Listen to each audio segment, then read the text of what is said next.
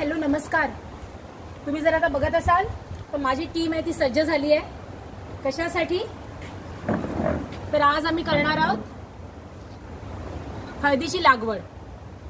हे छोटे छोटे हळदीचे कांदे तुम्ही बघत असाल. मला ना या निसर्गाच्या ना किमयाचं मोठं कौतुक वाटतं. म्हणजे 3-4 वर्षापूर्वी ना मी असे 4-5 हळकुंड फक्त एका ठिकाणी आम्ही लावले होते आणि त्याची पानं आम्ही काढून घ्यायचो. त्या 4-5 हळकुंडांपासून आज आहे ना जवळजवळ हजार तरी त्याचे झालेले असणार. म्हणजे फक्त हे निसर्गच करू शकतो. तुम्ही त्याला एक द्या तर तुम्हाला 1000 देईल. हां, पण एक पण आहे, तुम्ही जर त्याचा समतोल नाही ठेवलात तर ते लाखो काढून पण घेऊ शकतात. तर ती दुसरी गोष्ट आहे. पण आता सध्या आपण बघणार आहोत आपण हळद कशी लावणार आहोत ती, आणि त्याची पूर्वतयारी आपण बघायची करून घेतोय. जरा थोडे लाईन मध्ये लावली ना तो माझ्या मुलांचं सगळं. एक दोरी ठेवली आहे, ह्याचं माप घेऊन बरोबर जरा आखीव रेखीव असलं ना की मजा येते.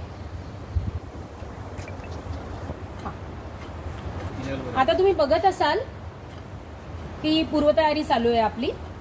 थोडी जमीन आहे ना ती पोकळ करून घ्यायला लागते. म्हणजे पहिला जी मुळं तिथे रुजणार आहेत ना त्याच्यासाठी त्यांना खाली जायला खूप सहजतेने ते खाली जाऊ शकतात. असे मी ठेवलेले ते अख्खे कांदे होते. त्याला त्या प्रत्येक ह्याला ना असे कोंब आलेले आहेत. हे बघा, तुम्हाला दिसत असतील तर. मग हे असे सगळे कोंब आहेत ना, आता आपण जमिनीत कोंब वरती येईल ना अशा तऱ्हेने आपल्याला लावायचे. मी तुम्हाला एक दाखवते. तरी आमची लाईन गेली. ओके चलो.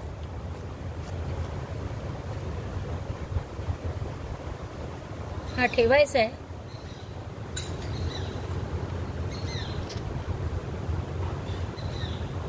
आणि प्रेस करून घ्यायचं. एक साधारण 1 फुटाचं अंतर ठेवायचं आणि दुसरा कोंब म्हणजे ना त्याचं जे झाड येतं ना त्याच्या पानांना आपल्याला कशी स्पेस हवी असते तशी झाडांना पण हवीच आहे ना.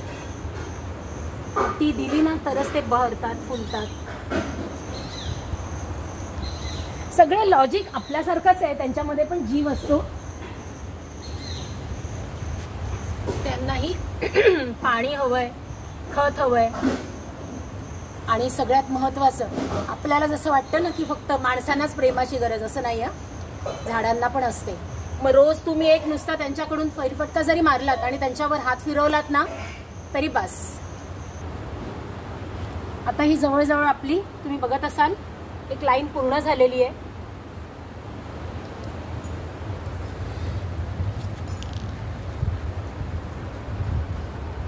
आता वेळोवेळी ह्याची होणारी प्रगती आम्ही तुम्हाला दाखवूच, त्याचा व्हिडिओ टाकूच. तुम्ही पण तिथे राहून मजा घ्या.